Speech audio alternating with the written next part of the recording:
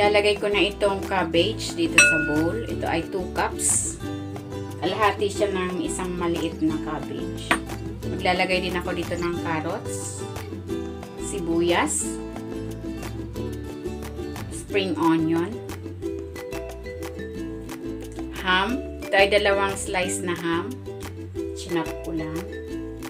Maglalagay din ako ng harina at ng 2 perasong itlog. Titimplahan ko ito ng asin. Pwede kayong maglagay ng mga pampalasa of your choice at ng paminta. And then haluin natin. Ayan, while waiting, kung hindi ka pa nakapag-subscribe sa aking channel, please subscribe at i-click mo na rin ang notification bell para lagi kang updated sa aking latest recipes.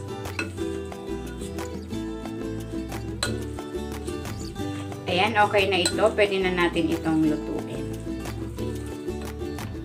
Mainit na yung mantika. Maglalagay na ako ng cabbage mixture.